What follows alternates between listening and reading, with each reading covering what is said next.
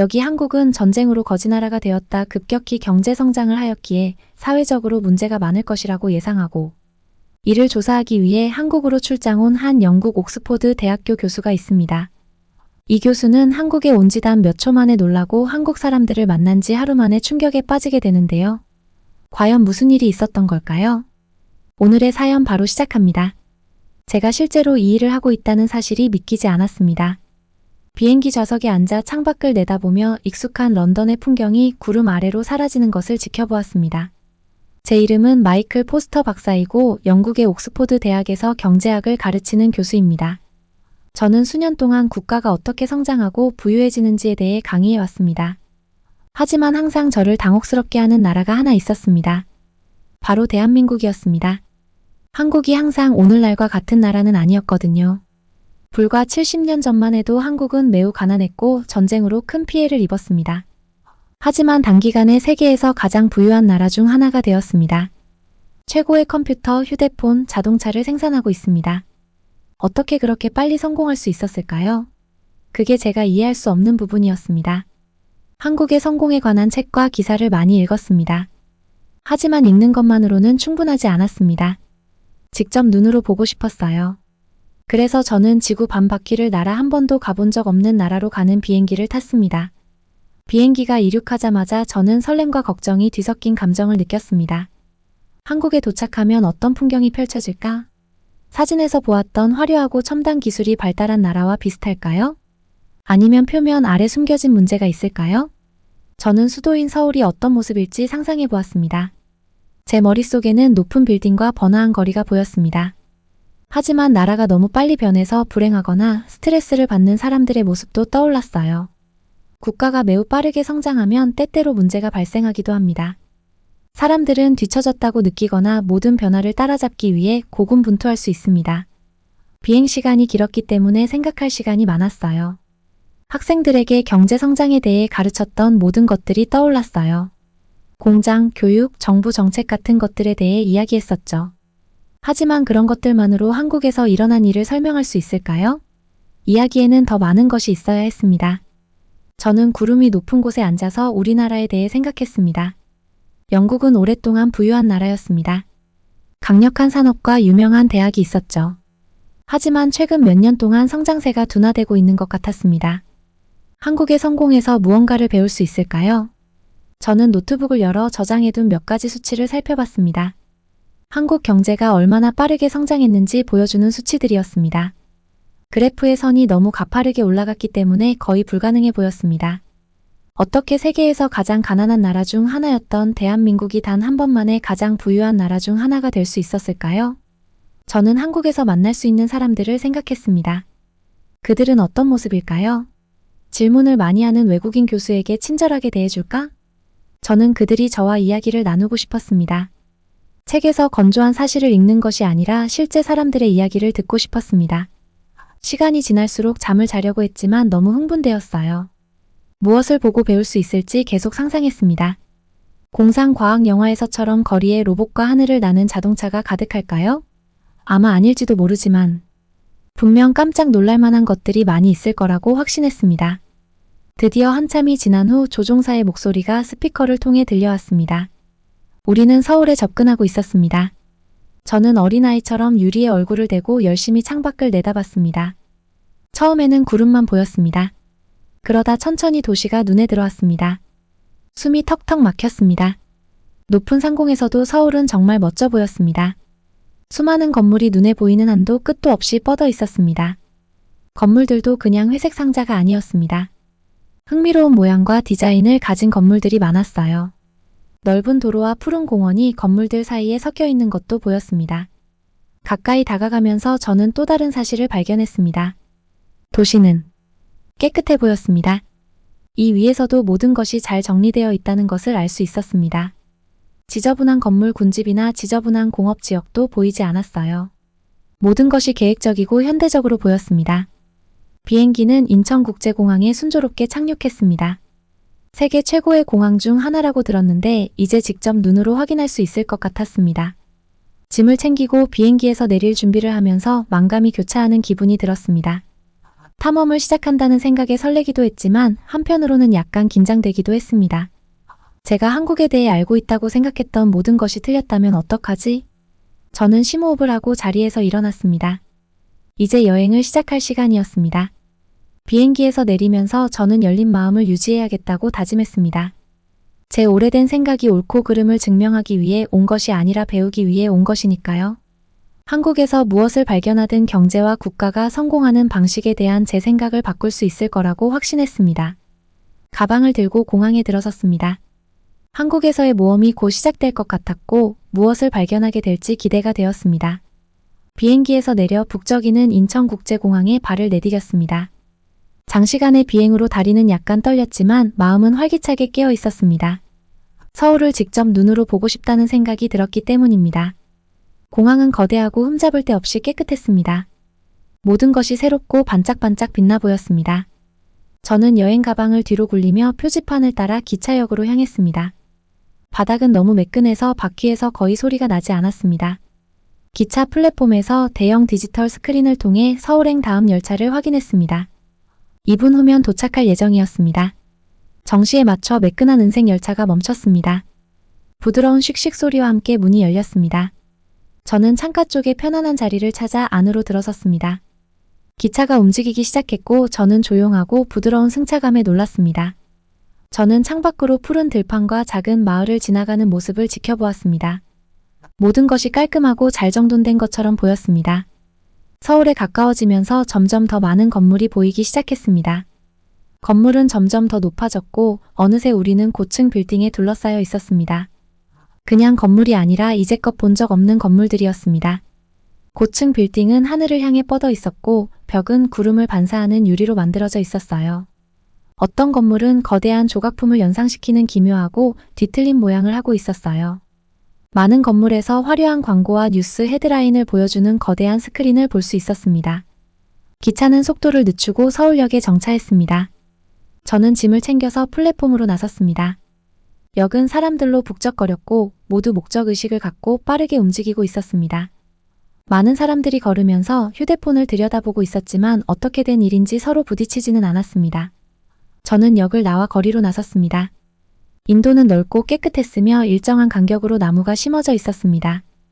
높은 건물이 많았지만 혼잡하거나 밀실 공포증이 느껴지지 않았어요. 모든 것에 공간감과 질서가 있었어요. 걷다가 흥미로운 점을 발견했습니다.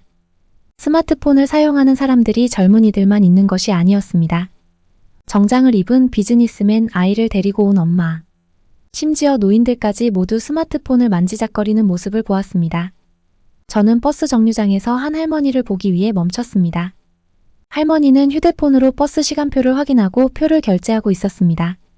할머니의 손가락은 화면 위에서 빠르고 자신감 있게 움직였습니다. 많은 나라에서 노인들은 새로운 기술에 어려움을 겪는 경우가 많기 때문에 놀랐습니다. 하지만 여기에서는 모두가 익숙해 보였습니다. 도로의 교통은 자동차, 버스, 자전거가 모두 공간을 공유하면서 원활하게 움직였습니다. 전기 자동차도 꽤 많이 눈에 띄었고 충전소도 도로 곳곳에 설치되어 있었습니다. 대도시라고 생각했던 것보다 공기가 훨씬 깨끗했습니다. 계속 걷다가 두 개의 높은 빌딩 사이에 있는 작은 공원을 발견했습니다. 도시 한가운데에 있는 작은 오아시스 같은 곳이었습니다. 사람들은 벤치에 앉아 책을 읽거나 담소를 나누고 있었습니다. 한 무리의 아이들이 알록달록한 놀이터에서 놀고 있었고 그들의 웃음소리가 도시의 소리와 섞여 있었습니다. 저는 잠시 쉬기로 마음먹고 벤치에 앉았습니다. 주변 사람들을 지켜보면서 이 도시가 제가 상상했던 것과는 매우 다르다는 것을 깨닫기 시작했습니다. 저는 급격한 성장의 흔적, 즉 미완성된 건물이나 낙후된 지역을 볼 수 있을 거라고 예상했었습니다. 하지만 제가 본 모든 것이 세련되고 효율적이었습니다. 사람들도 놀라웠습니다. 그들은 목적의식을 가지고 움직였지만 스트레스를 받거나 불행해 보이지는 않았습니다. 친구들과 함께 걸으면서 웃고 떠드는 사람들을 보았습니다. 심지어 혼자 있는 사람들도 휴대폰에 몰두하거나 주변 환경을 즐기며 만족스러워 보였습니다. 해가 지기 시작하자 도시는 다시 변하기 시작했습니다. 건물에 설치된 대형 스크린이 불을 밝히며 거리를 부드럽고 화려한 빛으로 물들였습니다. 인도를 따라 늘어선 나무들도 작은 불빛으로 반짝였습니다.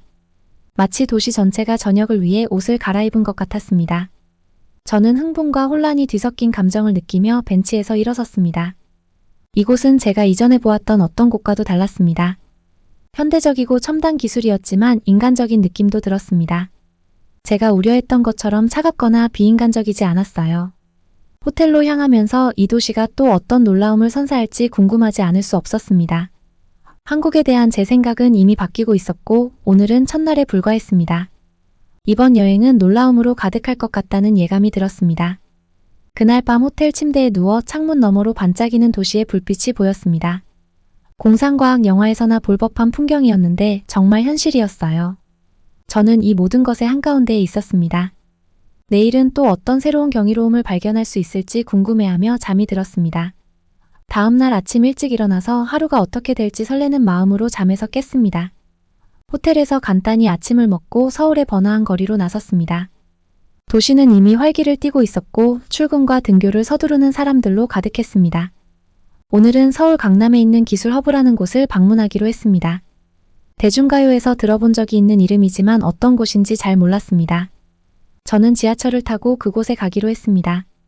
지하철을 타면서 주변 사람들이 모두 스마트폰을 사용하는 모습이 눈에 들어왔습니다. 젊은 사람, 노인, 그리고 그 사이의 모든 사람들이 화면을 탭하고 스와이프하고 있었습니다. 기술이 이곳 생활의 큰 부분을 차지하고 있는 것 같았습니다. 강남역에 내렸을 때 저는 그 광경에 깜짝 놀랐습니다. 유리와 강철로 만들어진 높은 건물들이 하늘로 뻗어 있었습니다. 창문에는 아침 햇살이 반짝이고 있었습니다. 건물 측면의 대형 스크린에는 화려한 광고와 뉴스가 흘러나왔어요. 마치 미래로 들어온 것 같았어요. 저는 박지수라는 사람을 만나기로 한 현대식 오피스 빌딩으로 향했습니다. 그녀는 자신의 회사를 창업한 젊은 사람이었습니다. 사무실에 들어서자 프런트 데스크에 있는 친근한 로봇을 보고 깜짝 놀랐습니다. 로봇이 완벽한 영어로 말을 걸더니 어느 엘리베이터를 타야 하는지 알려주더군요. 한국에서는 절대 볼 수 없는 광경이라 웃음이 절로 나왔어요. 지수의 사무실에 도착했을 때 또 한 번 놀랐습니다. 벽으로 둘러싸인 작은 방이 아니라 책상에 앉아 일하는 사람들로 가득 찬 넓은 열린 공간이었어요. 한쪽 구석에는 편안해 보이는 소파가 있고 다른 한쪽에는 작은 주방이 있었습니다. 전체적으로 분주하고 활기찬 느낌이 들었습니다. 지수는 따뜻한 미소와 인사로 저를 맞이했습니다. 20대 후반으로 생각했던 것보다 젊어 보였지만 자신감이 넘쳐 보였습니다. 그녀는 저에게 자리를 권하며 커피를 마실 수 있겠냐고 물었습니다. 자리에 앉아 지수는 자신의 회사에 대해 이야기하기 시작했습니다. 인공지능, 줄여서 AI라고 부르는 기술을 연구하고 있다고 했습니다. 컴퓨터가 인간처럼 생각하고 의사결정을 내릴 수 있도록 가르치는 것이라고. 저도 이해할 수 있는 방식으로 설명해 주었습니다. 포스터 박사님, 우리의 성공은 각자가 얼마나 똑똑하느냐에 달려있는 것이 아닙니다. 그녀는 흥분한 표정으로 앞으로 몸을 기울이며 말했습니다.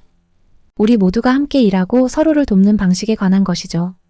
무슨 뜻인지 물어보려고 할 때 갑자기 건물 전체에 시끄러운 경보음이 울리기 시작했습니다. 저는 소리에 놀라 자리에서 벌떡 일어났지만 지수는 침착했습니다. 걱정하지 마세요. 그녀가 웃으며 말했습니다. 그냥 지진 훈련일 뿐이에요.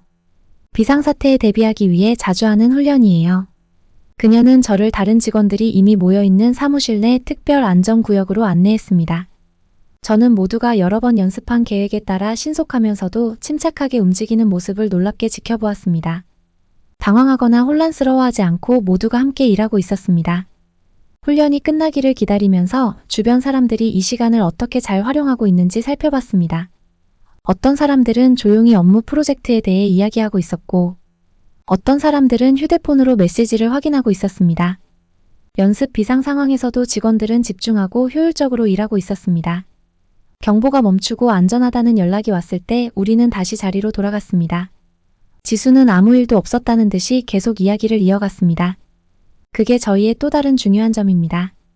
라고 그녀는 말했습니다. 우리는 항상 모든 것에 대비하고 항상 배우고 변화합니다.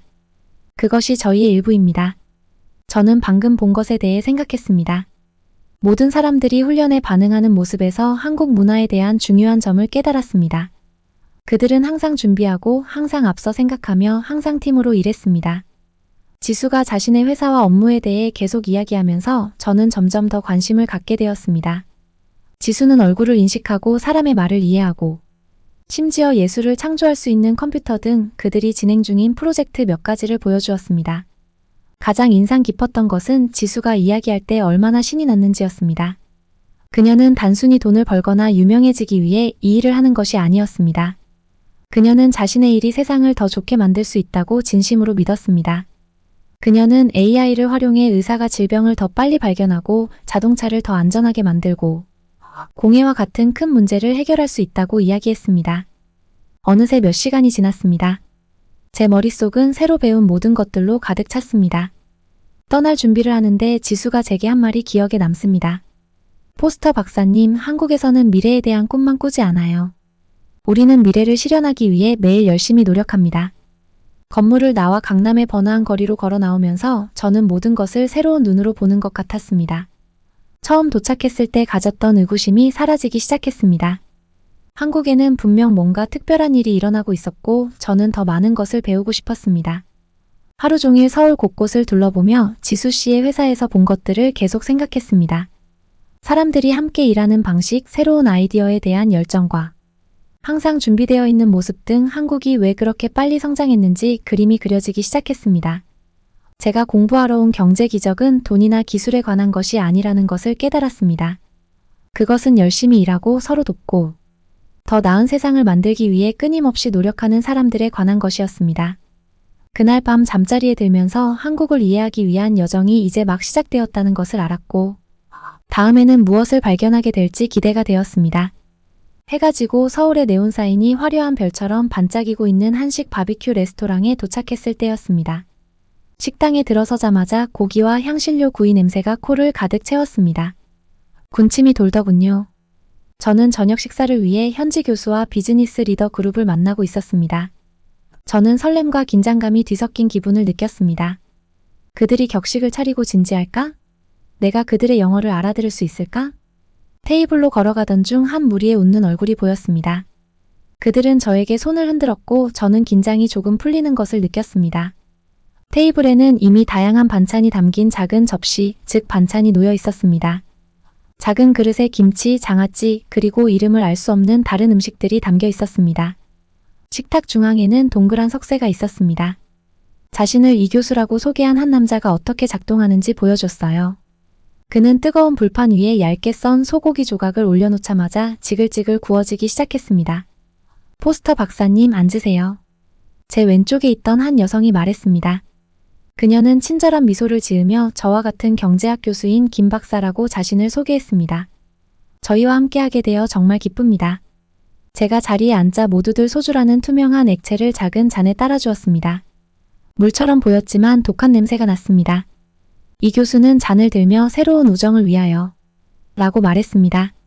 우리는 모두 함께 잔을 부딪히며 한 모금씩 마셨습니다. 소주는 목구멍으로 넘어가면서 진하고 따뜻했습니다. 밥을 먹으면서 우리는 많은 이야기를 나눴습니다. 그들은 제 영국 생활과 제 연구에 대해 물었습니다. 저도 한국에서의 일과 생활에 대해 물었습니다. 대화는 웃음소리와 함께 활기차게 진행되었습니다. 고기와 야채를 더 많이 구워 먹으면서 마음이 편안해지기 시작했습니다.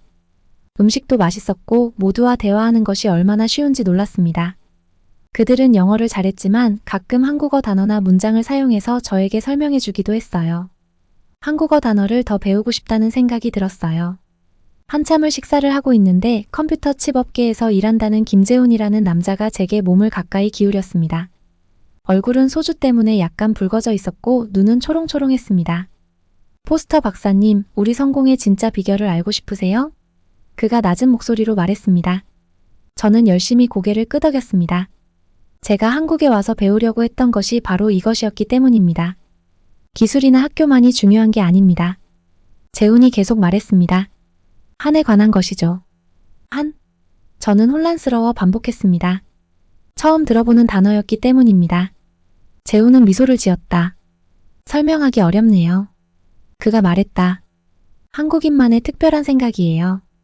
우리 역사에서 힘든 시기를 겪었기 때문에 느끼는 감정입니다. 슬픔, 강인함, 결단력이 섞여 있는 것 같아요. 김 박사가 설명을 돕기 위해 뛰어들었기 때문에 저는 의아해 보였을 것입니다. 이렇게 생각해 보세요. 그녀가 말했습니다. 큰 꿈이 있는데 그 꿈을 이루기 어렵게 만드는 나쁜 일이 많이 일어났다고 상상해 보세요. 슬프고 화가 나지만 포기하지 않습니다. 대신 더 열심히 노력하겠죠. 그 느낌, 무슨 일이 있어도 계속 나아가려는 추진력, 그것이 바로 한의 일부입니다. 밤이 깊어지면서 더 많은 이야기가 오갔습니다. 이 교수는 한국 전쟁을 겪은 자신의 할아버지에 대한 이야기를 들려주었습니다. 할아버지는 모든 것을 잃으셨어요. 하지만 할아버지는 포기하지 않으셨죠. 자신의 삶을 재건하고 자식들에게 더 나은 미래를 물려주기 위해 매일매일 열심히 일하셨죠. 김 박사는 김 박사가 대학에 갈 수 있도록 공장에서 오랜 시간 일했던 어머니에 대한 이야기를 들려주었습니다. 어머니는 항상 교육이 더 나은 삶을 위한 열쇠라고 말씀하셨어요. 김 박사는 눈물을 흘리며 말했습니다. 저는 이 이야기를 들으며 한국인의 강인함과 결단력에 놀랐습니다. 저는 놀라운 경제 성장이 단순히 기업의 현명한 결정이나 정부 정책 때문이 아니라는 것을 이해하기 시작했습니다. 그것은 국민들의 정신, 즉 한이 그들을 앞으로 나아가게 한 원동력이었습니다. 밤이 깊어질수록 우리는 더 많은 음식을 먹고 더 많은 소주를 마시며 더 많은 이야기를 나누었습니다. 매운 음식이나 술 때문이 아니라 가슴이 따뜻해지는 것을 느꼈습니다. 한국과 한국 사람들에 대해 중요한 무언가를 이해하기 시작한 것 같았습니다. 마침내 식당을 나섰을 때 거리는 여전히 많은 사람들과 차량으로 붐볐습니다. 호텔로 돌아가는 길에 저는 제가 배운 모든 것을 생각했습니다. 주변의 화려한 네온사인과 높은 건물들이 이제는 다르게 보였습니다. 그것들은 단순한 경제적 성공의 상징이 아니었습니다. 고난을 겪었지만 결코 포기하지 않았던 사람들의 정신이 깃든 기념비였습니다. 그날 밤 호텔 침대에 누우면서 저는 한국에 대한 저의 이해가 완전히 바뀌었다는 것을 깨달았습니다. 저는 경제 데이터와 비즈니스 전략을 찾으러 왔었습니다. 하지만 저는 인간의 회복 탄력성과 집단적 결단의 힘에 대한 교훈이라는 훨씬 더 가치 있는 것을 발견했습니다. 이 매혹적인 나라에서 또 어떤 것을 발견하게 될지 기대에 부풀어 미소를 지으며 잠이 들었습니다. 약간의 두통으로 잠에서 깼습니다. 어젯밤에 소주를 너무 많이 마셨나 보다 싶었습니다. 하지만 침대에 누워있을 수는 없었습니다. 오늘 노인 커뮤니티 센터를 방문할 계획이 있었거든요. 준비를 하면서 그곳에서 무엇을 보게 될지 궁금했습니다. 노인들이 보드게임을 하거나 가벼운 운동을 하고 있겠지. 하지만 저는 깜짝 놀랐습니다. 저는 지하철을 타고 센터로 향했습니다. 지하철은 깨끗하고 조용했습니다. 모두들 휴대폰으로 바빠 보였습니다. 심지어 나이 드신 분들도 전문가처럼 탭하고 스와이프하고 계셨어요. 저는 감명을 받았습니다. 센터에 도착했을 때 저는 제 눈을 믿을 수 없었습니다. 제가 예상했던 것과는 전혀 달랐습니다. 조용하고 졸린 곳이 아니라 활기와 소음이 가득한 곳이었습니다. 가장 먼저 눈에 들어온 것은 한 무리의 노인들이 컴퓨터 앞에 모여있는 모습이었습니다. 그들은 단순히 화면만 보고 있지 않았습니다. 손가락이 키보드 위에서 빠르게 움직이고 있었습니다. 저는 그들이 무엇을 하고 있는지 보려고 가까이 다가갔습니다. 백발의 인자한 얼굴의 할머니 한 분이 누군가와 화상통화를 하고 있었습니다. 화면에는 어린 소녀가 보였습니다. 할머니는 저에게 손을 흔들며 미국에 있는 손녀와 통화 중이에요. 라고 말했습니다. 할머니는 정말 행복하고 자랑스러워 보였습니다. 그 옆에는 한 노인이 친구에게 태블릿으로 앱 사용법을 보여주고 있었습니다. 봤죠? 여기만 누르면 식료품을 주문할 수 있어요. 그가 말했습니다. 친구는 놀랍다는 표정으로 고개를 끄덕였습니다. 저는 방 안으로 더 걸어 들어갔습니다. 한쪽 구석에서 멈춰서 쳐다보게 만드는 무언가를 보았습니다. 한 무리의 노인들이 커다란 고글을 쓰고 팔을 이리저리 움직이고 있었습니다. 잠시 후 그들이 가상현실 게임을 하고 있다는 사실을 깨달았습니다. 그들은 게임을 하면서 웃고 소리를 지르고 있었습니다. 한 노인은 테니스 라켓을 휘두르는 신용을 하고 있었어요. 또 다른 노인은 권투 시합을 하는 것처럼 몸을 피하고 있었죠. 정말 재미있어 보였습니다. 센터의 디렉터가 저에게 다가왔습니다. 그녀는 얼굴에 큰 미소를 지었습니다. 우리 센터에 오신 것을 환영합니다. 그녀가 말했습니다. 어떻게 생각하세요? 저는 놀랍다고 말했습니다. 이런 모습은 처음 보았거든요. 그녀는 여전히 미소를 지으며 고개를 끄덕였습니다. 저희는 새로운 것을 배우기에는 나이가 너무 많지 않다고 믿습니다. 라고 그녀가 말했습니다. 저희는 컴퓨터, 스마트폰, 인터넷 사용법에 대한 수업을 제공합니다. 많은 회원들이 초보자부터 시작하지만 금방 배워요. 이야기를 나누던 중 테이블에 혼자 앉아있는 한 노인을 발견했습니다. 그는 컴퓨터 화면을 보며 마우스를 움직이고 있었습니다. 저는 그가 무엇을 하고 있는지 보려고 다가가 보았습니다. 화면에는 체스말의 3D 모델이 표시되어 있었습니다. 노인은 마우스로 체스말의 모양을 바꾸고 있었습니다. 복잡해 보였지만 그는 자신이 무엇을 하고 있는지 정확히 알고 있는 것 같았습니다. 제가 지켜보는 것을 보고는 웃으시더군요. 증손자를 위해 체스말을 만들고 있어요. 라고 그는 말했습니다. 손자는 체스에서 저를 이길 수 있다고 생각하지만 저는 특별한 킹을 디자인하고 있습니다. 늙은 개도 새로운 기술을 배울 수 있다는 것을 알려줄 거예요. 저는 웃었습니다. 저는 그의 정신력에 감탄하지 않을 수 없었습니다. 센터에서 더 많은 시간을 보내면서 더 많은 놀라운 것들을 보았습니다. 소셜미디어 사용법을 가르치는 수업이 있었습니다. 또 다른 그룹은 코딩을 배우고 있었습니다. 몇몇은 심지어 자신만의 웹사이트를 만들고 있었어요. 가장 인상 깊었던 것은 모두가 행복해 보이는 모습이었어요. 그들은 단순히 시간을 보내는 것이 아니었습니다. 그들은 배우고 창조하고 다른 사람들과 소통하고 있었습니다. 나이는 중요하지 않은 것 같았습니다. 떠나기 전에 몇몇 선배들과 이야기를 나눴습니다. 그들은 새로운 기술을 배운 것이 가족들과 연락을 유지하는 데 어떻게 도움이 되었는지 이야기했습니다. 어떤 분들은 다시 젊어진 것 같다고 하셨죠. 또 다른 분들은 완전히 새로운 세상이 열렸다고 말씀하셨죠. 한 할머니가 한 말이 기억에 남습니다. 한국에서는 우서른을 공경하죠. 그녀가 말했습니다. 하지만 존경한다고 해서 우리가 뒤처져서는 안 돼요. 우리도 미래의 일부가 되고 싶어요. 센터를 나오면서 저는 뭔가 특별한 것을 본 것 같은 기분이 들었습니다. 이곳은 단순히 노인들이 하루를 보내는 곳이 아니었습니다. 세대를 잇는 가교 역할을 하는 곳이었죠. 옛것과 새것이 함께 어우러지는 곳이었죠. 저는 고향에 계신 제 조부모님이 생각났습니다. 그분들도 이런 곳을 좋아하실까 궁금했어요. 어쩌면 전 세계가 한국에서 배울 수 있을지도 모른다는 생각이 들었습니다. 그날 밤 저는 침대에 누워서 제가 본 것에 대한 생각을 멈출 수 없었습니다. 한국의 성공은 젊은이들과 새로운 아이디어에만 있는 것이 아니라는 것을 깨달았습니다. 모두가 함께 전진하는 것이었죠. 노인과 젊은이, 과거와 미래가 모두 이전에는 볼 수 없었던 방식으로 연결되어 있었습니다. 이 놀라운 나라에서 또 어떤 것을 발견할 수 있을지 설레는 마음으로 미소를 지으며 잠이 들었습니다. 여행 마지막 날 짐을 싸면서 한국에서 보고 배운 모든 것에 대한 생각을 멈출 수가 없었습니다. 제 머릿속은 추억과 새로운 아이디어로 가득 찼습니다.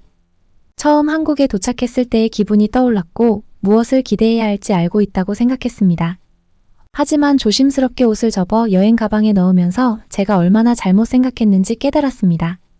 저는 제 자신을 위해 산 작은 선물, 즉 손으로 직접 그린 아름다운 부채를 집어들었습니다. 부채를 손에 들고 뒤집으면서 제가 발견한 대한민국을 어떻게 표현하고 있는지 생각했습니다. 한쪽에는 한국의 전통 예술이 그려져 있었습니다. 다른 한쪽에는 밝은 색상의 현대적인 디자인이 있었습니다. 한국이라는 나라처럼 과거와 현재가 완벽하게 어우러져 있었습니다. 저는 호텔 침대 가장자리에 앉아 선풍기를 들고 여행에 대해 생각했습니다. 처음 이곳에 왔을 때 저는 빠른 성장으로 어려움을 겪고 있는 나라를 보게 될 것이라고 생각했습니다. 너무 빠른 변화에 불만을 가진 사람들이 있을 거라고 예상했죠. 하지만 그런 모습은 전혀 찾아볼 수 없었어요. 대신 사람들이 더 나은 나라를 만들기 위해 함께 노력하는 모습을 발견했습니다. 남녀노소 누구나 최신 기술을 쉽게 사용하는 모습을 보았습니다. 공항에서 자신 있게 스마트폰을 사용하던 할머니가 생각났습니다. 그리고 커뮤니티 센터에서 3D 프린터로 체스말을 만드는 할아버지도 있었습니다. 이런 기억들이 저를 미소 짓게 했습니다. 저는 지수 씨와 그녀의 스타트업 회사에 대해 생각했습니다. 혁신에 대해 이야기할 때 그녀의 눈은 흥분으로 반짝였어요. 그녀는 자신만을 생각하는 것이 아니라 모두를 위해 더 나은 세상을 만들고자 했습니다. 그리고 지진 대피 훈련이 있었는데 모두가 침착하게 대처하고 협력했습니다. 사람들이 얼마나 준비되어 있고 단합된 모습을 보여줬습니다. 한국 바비큐 식당에서의 밤이 떠올랐어요. 고기 굽는 냄새와 웃음소리가 들리는 것 같았어요. 재훈이는 저에게 즉 한국인의 특별한 결단력에 대해 이야기해줬어요. 이제야 더 잘 이해가 됐어요. 단순히 힘들다고 슬퍼하는 것이 아니었습니다. 그 감정을 이용해 앞으로 나아가고 더 나은 상황을 만드는 것이었습니다. 여행 가방에 지퍼를 잠그면서 저는 불과 일주일 전 한국에 도착했을 때와는 다른 기분이 들었습니다. 경제와 국가가 어떻게 성장하는지에 대해 많이 알고 있다고 생각하며 한국에 왔었거든요. 하지만 이제 저는 배워야 할 것이 훨씬 더 많다는 것을 깨달았습니다. 저는 창문으로 걸어가 서울의 스카이라인을 마지막으로 한 번 더 바라보았습니다. 높은 빌딩들이 아침 햇살을 받아 빛나고 있었습니다. 하지만 이제 저는 단순히 인상적인 건축물 그 이상을 보았습니다. 수년간의 노력과 협력의 결과물을 보았습니다. 건물 하나하나에는 수많은 사람들의 꿈과 노력이 담겨 있었습니다. 공항으로 가는 길에 지나가는 도시를 바라보았습니다. 출근을 서두르는 사람들, 카페에서 함께 웃고 있는 친구들, 산책을 나온 가족들을 보았습니다. 모두가 목적의식을 가지고 움직이면서도 함께한다는 느낌을 받았습니다. 마치 온 나라가 하나의 큰 팀으로 같은 목표를 향해 나아가는 것 같았습니다. 공항에서 비행기를 기다리는 동안 저는 집에 돌아가서 가르칠 수업에 대한 노트를 작성하기 시작했습니다. 학생들이 제가 배운 것을 이해하길 바랐습니다. 단순히 숫자와 정책에 관한 것이 아니었습니다. 사람과 정신에 관한 것이었습니다. 저는 한국이 어떻게 많은 도전에 직면했지만 항상 극복할 방법을 찾았는지에 대해 썼습니다. 전통을 존중하면서도 새로운 기술을 어떻게 받아들였는지에 대해 썼습니다. 그리고 남녀노소 모두가 한국의 성공 스토리에 어떻게 기여했는지에 대해 썼습니다. 비행기에 탑승하면서 제가 배운 것을 공유할 생각에 설레는 마음이 들었습니다. 제가 그랬던 것처럼 학생들도 놀랄 거라고 생각했습니다. 한국의 이야기를 통해 그들이 국가가 어떻게 성장하고 성공할 수 있는지에 대해 다르게 생각할 수 있기를 바랐습니다. 비행기가 이륙하고 저는 서울이 구름 아래로 사라지는 것을 지켜보았습니다. 하지만 저는 이번 여행에서 얻은 추억과 교훈이 오래도록 기억에 남을 것이라는 것을 알았습니다. 경제 기적을 연구하러 왔지만 저는 훨씬 더 많은 것을 가지고 돌아가고 있었습니다. 저는 어려운 시기를 더 강하게 성장할 수 있는 기회로 바꾼 나라를 보았습니다. 과거를 자랑스러워하면서도 미래에 대한 기대에 부풀어 있는 사람들을 만났습니다. 비행기가 고향을 향해 날아가는 동안 저는 눈을 감고 미소를 지었습니다.